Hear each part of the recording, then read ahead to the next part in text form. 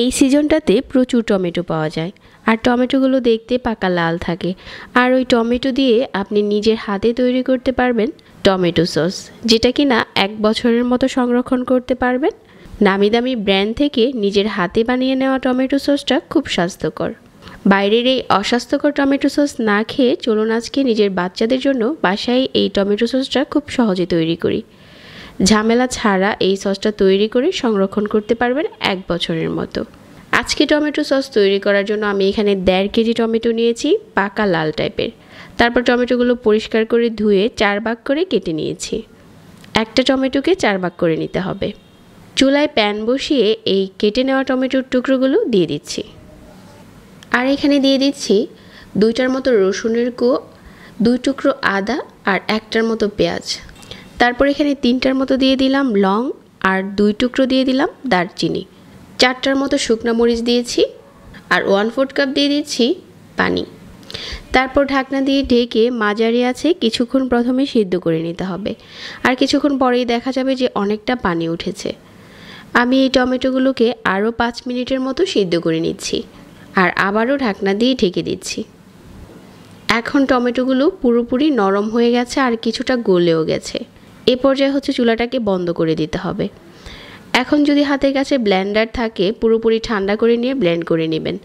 যদি কারো হাতের কাছে ব্লেন্ডার না থাকে ওই ক্ষেত্রে আপনারা ডালঘুটনি দিয়ে ম্যাশ করে তারপর হচ্ছে চালনি দিয়ে চেলে নিতে পারেন। তো ব্লেন্ডার দিয়ে ব্লেন্ড করে নেওয়ার পর একটা স্ট্রেনারে নিয়ে ছেঁকে নিতে হবে, তাহলে টমেটোর পিউরিটা খুব স্মুথ হবে। ফ্রেশ একটা পিউরি পেয়ে গেছি। এখন সস তৈরি করার পালা। আর এই পিউরিটা খুব ঘন হয়েছে।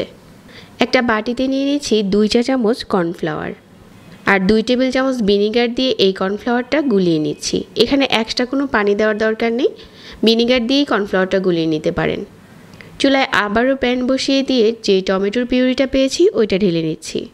1/2 কাপ দিয়ে দিচ্ছি চিনি। ভিনিগার আর কর্নফ্লাওয়ারের মিশ্রণটা দিয়ে দিচ্ছি আর একসাথে নেড়ে সবগুলো উপকরণ মিশিয়ে নিচ্ছি। আর এখানে স্বাদ মতো লবণ দিতে হবে, লবণটা হচ্ছে যার যার টেস্ট অনুযায়ী।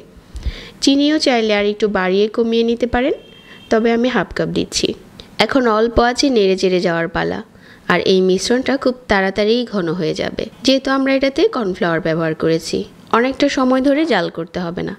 তারপর দিয়ে দিচ্ছি অল্প একটু তেঁতুলের কাঠ।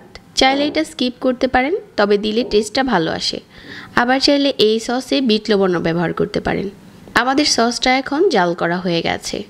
আর একটা বাটিতে নিয়ে চেক করে নিচ্ছি যে এটা পানি পানি দেখা যাচ্ছে কিনা। সসটা একদমই ঠিক আছে। এখন ঠান্ডা করে বোতলে ভরে নেওয়ার পালা। আর এই সসের ঘনত্বটা একটু খেয়াল করেন। খুব অল্প সময়েই এই টমেটো সসটা বাসায় তৈরি করা যায়। আপনারা চাইলে আরও বেশি করেও সসটা বানিয়ে সংরক্ষণ করতে পারবেন 1 বছরের মতো।